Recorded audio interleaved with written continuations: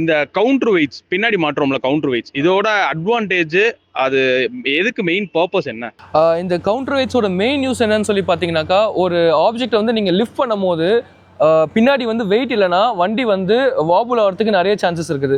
So நம்ம என்ன பண்ணுவோம்னாக்கா, இவ்வளோ கவுண்டர் வெயிட்ஸ் இங்கே இருக்கிற கவுண்டர் வெயிட்ஸ் நீங்கள் பார்ப்பீங்க, இதை வந்து இங்கே லிஃப்ட் பண்ணி இங்கே வச்சு சூப்பர் லிஃப்ட்னு சொல்லுவாங்க. இந்த ஊக்கை வந்து அதில் மாட்டிடுவாங்க.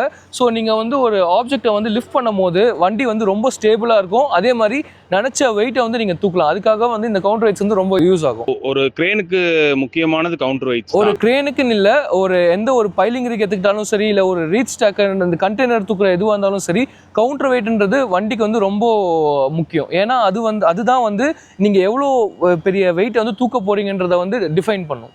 ஆக்சுவலாக இது இவ்வளோ ரேடியஸ் தான் போகும், இவ்வளோ வெயிட் லிஃப்ட் பண்ணால் இவ்வளோ ரேடியஸ் தான் போகும், அந்த மாதிரி ஏதாச்சும் எக்ஸாம்பிள் ஏதாச்சும் சொல்ல முடியுமா? ஆமாம். ஸோ இது பார்த்தீங்கன்னா ஷார்ட் பூமு. இதில் வந்து நீங்கள் வந்து நினச்ச வெயிட்டை வந்து நீங்கள் லிஃப்ட் பண்ணலாம். ஸோ 400 டன்னா அப் டு ஒரு 350 டன் அந்த மாதிரி வந்து நீங்கள் லிஃப்ட் பண்ணலாம்.